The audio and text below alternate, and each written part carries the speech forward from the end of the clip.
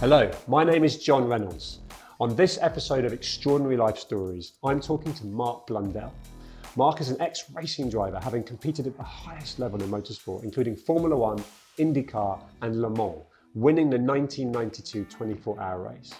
Mark is the founder and CEO of MB Partners, managing and nurturing some of the most exciting talent in motorsport and business.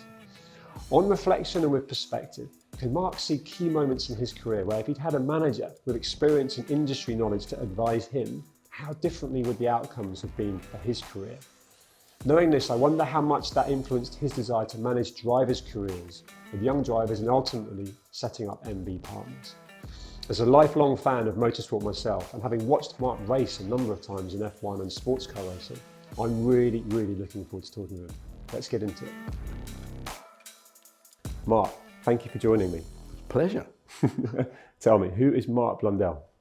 A 57-year-old overweight former racing driver. That's about as much as I can sum up quickly for you. I can help you. That former Formula One racing driver, winner of Le Mans, IndyCar. Take me back to the beginning. What did you want to be when you were growing up? God's honest truth, I had no idea what I wanted to be. And because I was that rebel at school, I wasn't the academic kid by a long way. I hated school, being honest. I rebelled against it. Didn't like being told what to do. So in understanding what my future held, I really didn't know. And it wasn't until later years, probably teenage years, that I got into the sport of motocross, like scrambling on motorbikes. And that kind of gave me a little bit of a focus and a little bit of an understanding in what I could do and give me some platform to work from. Yeah, and competitive as well. I imagine because I know from knowing you that you're super competitive, so that motocross probably gave you a bit of drive, beat the next person, where can I go with this? And where did you go from motocross to ultimately end up in Formula One? I bolted on 2 more wheels. So yeah, I got into a racing car. My background is my dad was a second-hand car dealer. So I've always been passionate about cars. I was the kid who sat in the back seat. You can tell the rear lights of a car 2 miles away in the dark. I can relate to that. At the same time, I sat in many days and evenings and nights listening to him, what I would say like wheeling and dealing. And he was renowned for being a guy that would literally deal for anything. So I've seen the Polaroid photographs of a villa in Marbella, and okay, what's that, Dad? I said, we've just bought that. It's like, okay, it's a photograph. No, the villa in the photograph. Awesome. So all these kind of things. So as a kid, my memories, are quite commercial actually. In terms of understanding what makes things tick and the value of a pound. I love that. We'll talk about mentoring and how that sort of shaped your world in terms of flipping that to, you do that now with aspiring drivers and so on. But when did the reality of actually racing in Formula One become a dream? Because bolting on another set of wheels to then actually racing with Alain Prost, Ayrton Senna. It was really, in my generation of driver, quite a quick transition. So I started racing in what we called then Formula Ford 1600 in 1984. And by 1989, I was already in a Williams Grand Prix car testing. Wow. So, very quick. Even by today's standards, quite a fast transition. And in some ways, it kind of didn't really dawn on me that I was getting to that part of motorsport that was going to be my livelihood. Interesting. And also on the journey, I didn't really go in an orthodox sort of way. No. But maybe that worked for you. Yeah, probably it did. But that's kind of been dictated in some ways by not having financial resource at the levels what were required, and also being a young father. Because at 21 years old, I had my eldest son, and responsibility then of being a dad with my wife, our son, and not actually having a career. Because at that point I wasn't earning a living. I was still scrapping around trying to understand that I had capabilities of being a professional racing driver. That's interesting because to be a dad at that age in a sport that's inherently dangerous, especially going back to when you were racing, there was very recent memories of multiple deaths through the years, as much as the safety was improving. So you're now aspiring to be a racing driver. wheeler dealing in your own way as well, and you've got the responsibilities. Did that play on your mind? You know, it's in reflection amongst the other drivers that, dare I say, could just face forwards and just try and win at no cost? Yeah, I mean, listen, I think there's no way to hide it. I think it is a young man's sport, and yes, there's females in the sport now, but in terms of when I was doing it in Formula One, if you were a single guy, you could be focused, laser focused. Exactly. No distraction. No distraction, but also I flip it and go, actually, for me, it worked the other way. It made me focus from being driven to do what I needed to do. And that for me was putting food on the plate and making sure that my family had the best opportunities. And the only way I could look at doing that was by, at that point, doing what I did best, and that was driving a race car. Yeah. Because actually, fundamentally, I didn't know anything else. I come out of school with no exams. No. I never sat an exam. I wasn't allowed to. If I was doing an exam, I'd have to be in an insulated private room, so to speak. But so we never did that. It drove me on. It made me passionate and hungry. The only thing I would say, maybe at times I didn't make decisions that were based upon career advancement. They were more angled on, actually, that pays me a wage. I can now get a mortgage that makes sense for us to get to the next point in our family lifestyle. But I'm not going to regret any of those decisions. I mean, I wouldn't swap it for the world. No, it just gives you massive perspective now in your role, helping those that are coming through. But we'll come to that. So I'm really interested to know, in that moment when you're now in Formula One and you've got the names that I've mentioned, and Piquet and Mansell and so on, did you enjoy it? Or was it always that hustle of proving yourself, beating your teammate, the politics that go with it? And did you also, it's a glamorous sport from the outside. Did it feel like that? Because I get the feeling that ultimately to survive, push yourself in that environment, you're just probably so focused on surviving that maybe you didn't enjoy it as much as you'd have liked. Yeah, I mean, truthfully speaking, I think I've always considered it a job, so I've always said the cockpit of a race car for me was my office. Yeah. And I treated it as such. And also because of background and where I was and how I am. Yeah.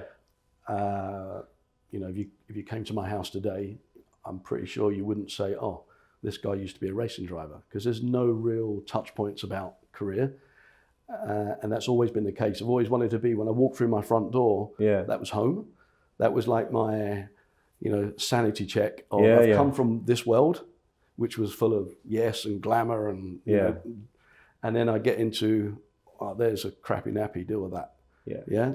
Actually, this brings me down to earth really quick. Yeah. But it gives me another perspective on making sure that I stay grounded. Yeah, I like that. It stood me in good stead, and I wouldn't change it for the world. No. But it's easy to get sucked into that bubble world and believe in something that actually is in many ways not reality. Yeah. I think that's really good. And it's funny, I remember having a memorable Zoom call with you, and actually the way you framed the background, that's got all the Le Mans trophy, that's got all the cool stuff. And that's clearly, like you said, you treated it as a job, it's work. So actually where in that environment, I can be Mark Blundell, the racing driver, but actually you separated out family, life, which is cool. That's my I love me room. Yeah. Don't get me wrong. It's nice to go and walk into the environment and go, okay, we've done that and that. Yeah. Saying that, I'm not a great guy in terms of looking back. I'm really big on looking forward. Next. Yeah. I want to get to that as well. You touched on females in motorsport. W Series. I followed that. I thought that was a really interesting concept. I've got 2 daughters of my own, and I believe that's defunct now. Is there a route you think that will ultimately get a woman in Formula One at some point? Yeah, I mean, actually, F1 have done something about it. So W Series has dropped away, but they've now created an F1 Academy. Yes, of course. So we are now in a new situation with F1 behind it, where I think now it's got traction to go to the next level. Females in motorsport and females in Formula One aren't anything new. It's but they're a rarity. Yeah, 1976. I think Nella Lombardi was an F1 driver. So we manage a female driver and have done others in the past as well. I think at some point in the future, you will see a female Formula One driver. It's just getting that right combination. And I look forward to seeing it. I don't see why there's any reason why it shouldn't happen. I don't know, and I think the more it's been talked about, the more it's been promoted, there's every chance of it. Just quickly going back to that 21-year-old, you're now a dad. I went to a couple of Grand Prix in the 90s, and I remember being, my dad used to be the head of car safety for the Department of Transport and did some safety work with the FIA. So we were in a VIP area with all sorts of dignitaries and future PM and so on. And when the drivers came out of their briefing, they all just went their separate ways. You came out and you seemed to know everyone. Big smile on your face. People were coming up to you and saying, and you just, I guess, ultimately networked. One, it's stuck in my memory. I've been to future races where you've been the manager and you just know everyone in the pit lane. Were you already thinking business? So we talked about that. I saw it as a job being a racing driver, but also there's plenty of people in sport that don't think beyond their actual career in sport. It feels to me like you were already doing deals. You were already connecting with people that have become invaluable to you in your future. Truthfully, some of that is off the back of school, youngster, not having skill sets of being able to like produce something, put it down on paper, make a calculated decision based on pure maths, for example. So I had to really lean towards what my skill sets were, and those were communicating, building relationships, and from whatever the stages were career-wise, that's really where I've zoomed in on, and I've always tried to do the situation of being, if I've left somewhere, I can always walk back through the doors. I never want to close the door. No. And to this day, bandwidth-wise, I've got a great network of people. I've got a great group of contacts. And I hope I've got a great level of relationships with those contacts, where if the phone goes, they pick it up. But a lot of that's also based off delivery. I'm a guy, like, if I can't do something, I'll tell you. I'd rather just can't do it. But at the end of the day, if I can do something, I want to make sure I deliver it. And for me, business, sport, results driven, it's all counted off the back of delivery. If the postman doesn't deliver, his job's fouled. So we're all the same, basically. It's the same point. I like that. There's a real no nonsense, don't mess with you. It's like just cut through to where can I add value? Where's the business? Relationship is clearly important as well. It's people do business with people, right? In context of the kind of people that you work with as MB partners, you've got the drivers coming through. Ultimately, you can sort of share your experiences, mentor and guide. And then there's almost business partnerships and relationships. Give me a bit of an overview of where MB Partners sits. The core of MB Partners is the driver management. That's where the DNA of it lies. And I'm incredibly proud of.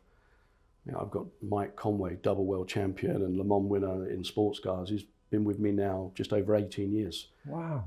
Gary Paffett, two-time DTM champion, now team manager at McLaren Formula E and Extreme. Gary's been with me 18 years as well. Awesome. Blomqvist now sits in the States. He's been with me over 12 and a half years. For me, that is fantastic. To have a former driver looking after current drivers and having a level of relationship that's based off of trust, integrity, loyalty, because those things don't last very long in sport, especially. So I take that and I really feel that that's a real core of the business. Extension then of the business is amount of partners, corporate partners, global partner names that are, great to have on our website for sure. But more than that, they are great to deal with and do business with. And we do many other things. We're an agency now that almost, I would say, turnkey. So from digital marketing, activation, hospitality, events, we kind of got the lot. Almost goes back to you talked about your dad, that kind of sense and opportunity. How can I make that happen? I'm doing it. And that's almost grown organically as MB Partners. But again, everything is relationship driven. I get that. And the whole thing is, in many ways, is driven off the back of, even dare I say, like my black book that I had in the early days. Now my issues and vision is, how do I make sure that the next generation of MVP comes through with people that are also holding their own relationships that can, allow me to go on to the next level and open other doors. I get that. That's a business problem. Totally. I tell you what I really like is I mentioned that kind of no nonsense, and that there's almost like a hard exterior. When you need it for business. You need it to be the top of your game to win Le Mans, be in Formula One, Indy. But there's that softer side of you, which clearly must be great from a mentoring and nurturing point of view. Where have you prioritized your mental health? By default, you've had to be physically fit through your life to be a Formula One driver, race at Le Mans. I'm interested to know how you keep fit now and how you've prioritized your mental strength and that positive mindset through your career and still now. How do I keep fit now? Yeah, well, let's not beat around the bush. I don't. I'm driven off. So you don't go for a run? You don't go to the gym? No, not that I'm proud of that. I'm driven off the back of daily business, and daily business for me is. So you're stimulated here. Yeah, lunches and dinners and like this. But what I would say is again, focal point. You go through in life, and I'm at an age now where actually I have a lot of close people that are no longer with us, and it kind of starts to stimulate the grey matter that I need to look after myself a bit more. So it's a focal point for me as of today. Okay. So going forward, that's definitely on my agenda to look after myself better. Did you train and keep fit when you were through motorsport then? Oh yeah. Cool. Yeah. I mean, to a degree of being athletic standard. So So you literally did that ultimately from a being as competitive as could be in the sport, but ultimately that business stimulation took over, and you weren't prioritizing that. But what about that mindset? It feels like every time I've seen you, there's just it's like a radar. You're just dialed into what's around you. You're totally present. How do you keep that mindset? I guess, John, in a way, it's like I take a lot of parallels from what I did inside the cockpit of a race car. So, for me, there's a huge amount of absorption. Racing drivers have got great processors. Yeah, they're processing information constantly. Yeah, and then relaying it back even in real time. But at that point as well, I do that in business. So whenever I'm out and about, I'm always like, recollect, join that dot. I need to put those people with those people. Yeah, it's constant. I like that. And it's like, you could look at my phone. I mean, it's just like notes and notes and photographs. It's all stimulation. Sounds like mine a bit. Right. We're quite similar, Yeah, and that's what makes it work. I get that. And that's what I enjoy. Yeah. So that's an important part of it. And a lot of time it sort of goes the other way. Like people will call me and go, Mark, who do you know in this sector? Oh, let me think. Yep, can do that. Bang. Yeah. Done. So it's two-way. Yeah. And I'm not saying it's always positive outcome, but I'm saying like it's nice if you go in with a relationship that has a foundation. Yeah. But the other thing for me as well, I'm not scared to say no. I think a lot of people in business get a little bit, it's an opportunity, I must say yes. Yeah. Actually, it's not always the right thing to do. Totally. Sometimes you need to just pull back. I agree with that. Yeah. And actually, so much of what you just said there, relating it back to what you learned with the helmet on, racing and stuff, is by default, you're going to have plenty of things that don't go right, plenty of failures, plenty of, in your case, a 198 mile an hour crash. Was it 122 G at Rio? Yeah. I mean, overcoming adversity, building up your resilience, which of course correlates into business. You epitomise that. I'd love to just go back to that crash. I mean, recovering from that and coming back from that. How difficult was that for you? I mean, listen. I mean, at the end of the day, it's a reality of motorsport. It's like no one hits you over the head to say you must go round in circles. Yeah, it was a choice. But with that choice, sometimes things happen that are out of your control. That accident was one of them. I had brake failure. Nothing I could do, and the outcome is exactly what you said. A huge accident. Injuries. I had a clot on the brain. Lungs and ribs collided internally there with cartilage being stripped off the sternum. Several things that were not what the human body should go through. Yeah. Bearing in mind when you see, the Grosjean accident in the F1 years ago into the Armco, I think the Fireball. Yeah, 69G. Yeah. You would double that. Yeah, jet fighter pilot blacks out at 9G with a G suit on, so proportional against the body. So, it's a big accident, no matter what way you want to look at it. No, 100%. I was back in a racing car within 7 weeks. I did not know that. Yeah. That's nuts. But some of it through necessity. Okay. So again, because while I'm out, there's somebody else in my race car doing my job. And it's your job. Right? Yeah. So, there's again this balance of what do I need to do? Yeah. Was it the right thing for me mentally? No. Was I in a good way? Probably not. Was it great that my family was supporting me? Yes. But was it also great that I was putting them through all that stress. No. Yeah. So all these things go through your mind. Yeah. You know, and at the same time, even the first day that I got back in the race car, which was kind of crazy because it was straight onto what we call a super oval, super speedway, 2 mile oval, you know, 240 miles an hour, you know, Wow. 2 miles in 30 seconds. You know, it was the first time I'd ever experienced that first time back. I went out in the race car, did about 10 laps, came back and told the team guys, I'm off. Like, I need to go and sit somewhere, drive somewhere, and think about whether this is my future. Wow. And I think it was probably an hour and 45 or so. I'd made that call in my own head. Yep, I got it. I'm going back. This is what I want to do for the rest of my days. Interesting, because am I right in saying you didn't have a manager through your career? So you went off and had that time on your own, self-management, which again is this discipline. And now you are a driver manager, giving that advice that, dare I say, you didn't have. And there's a few scenarios. There's the, I forget the year, but where you left Williams to go to Brabham, and you ultimately recommended Damon Hill to go. And then, of course, the car becomes the most unbelievable active suspension. Was it FW14? Yeah. And yeah, you're smiling, and I get it. And but my question is probably slightly different than what you think. It's that whole, actually, if someone had been mentoring another person to go to, I mean, the self-sufficiency, there's a pride in that, and you live by your decisions, right? Yeah. The what ifs and so on. But was there an incentive, do you think, to set up MB Partners to help people because of some of the decisions that could have been different from your point of view? 100%. Yeah. And yeah, little did I know it, I was doing driver management back then. Yeah, because I told Damon, take my seat. I'm about to leave. You're first in the queue. Heads up. You know, what I didn't do was say, by the way, you owe me 15%. You know? I should have said that. I get it. Yeah.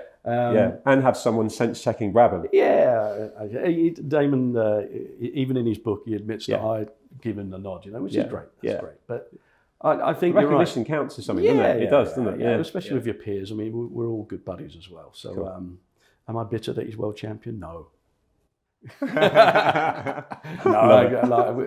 Wish him the best of luck, and he deserves it. Yeah. And listen, those decisions throughout my career, those potholes, those chicanes, yes, it's been good to have those to then try and guide. You're coming from experience, right? Lived experience. Yeah. And you know, sometimes, especially in today's world, it's not always easy to translate. No. Because, you know, they've got a device and they're doing this and this and it's giving them answers immediately. Yeah. And I'm like, guys, guys and girls, just take some time. Yeah. Yeah, you don't need to do everything within a nanosecond, because 9 times out of 10 when that happens, you've got no understanding and no depth, no data. No, so when things go wrong, you've got nothing to fall back to go, like, I need to do this. Yeah. So, you know, yes, it's good to get to places quick, but get there with understanding how you got there. Yeah, interesting.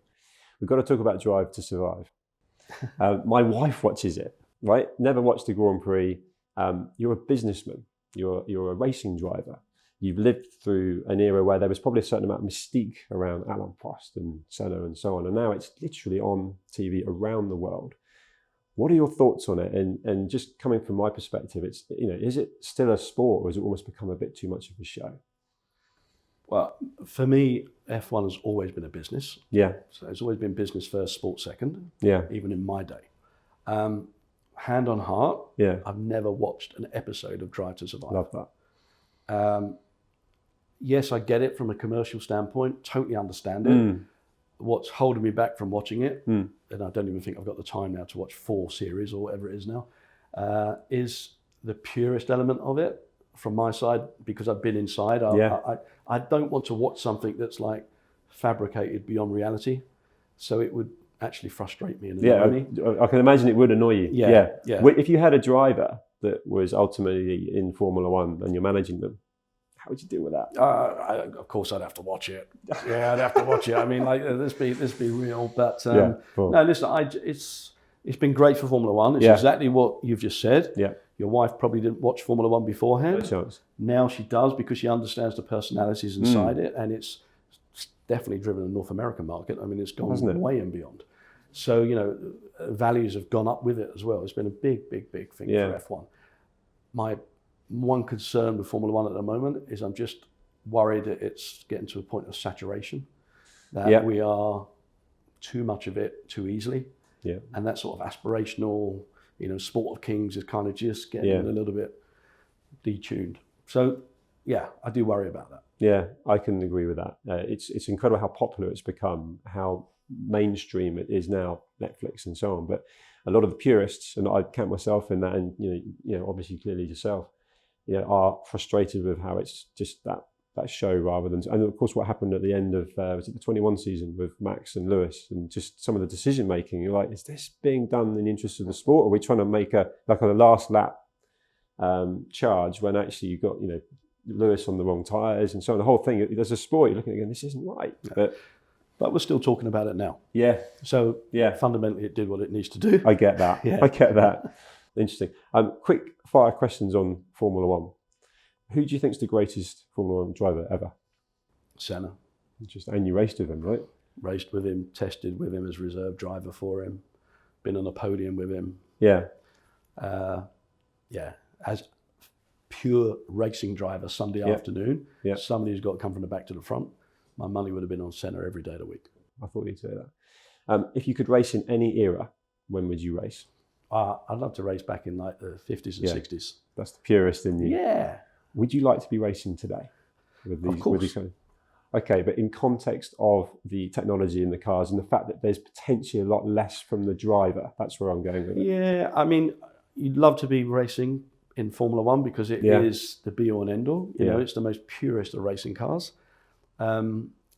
Reality check. Probably I'm not smart enough to race in Formula One today because they are like engineers beyond. Yeah, I get it. Computers. 1,000 permutations on the steering wheel. Yeah. Yeah, I'll be lucky if I can count to 10. So probably count me out. Yeah, I get that. I can dream, but count me out.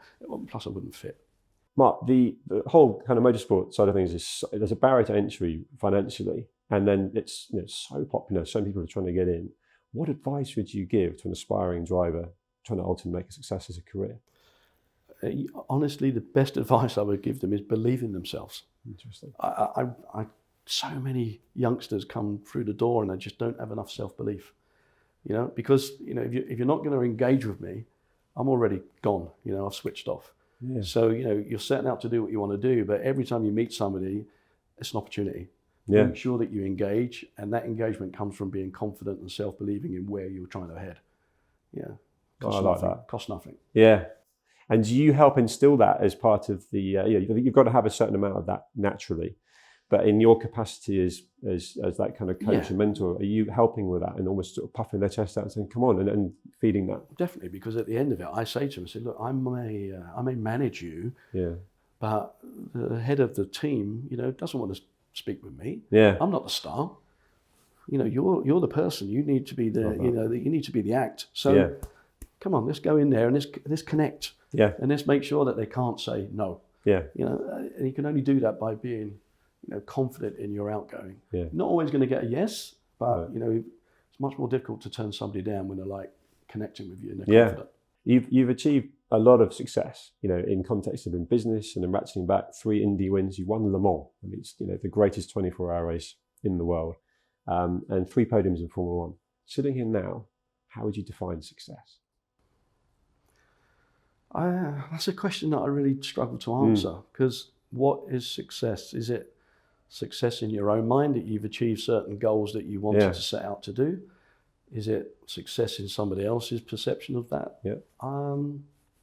Listen, I can only say sitting there today, I wouldn't change anything.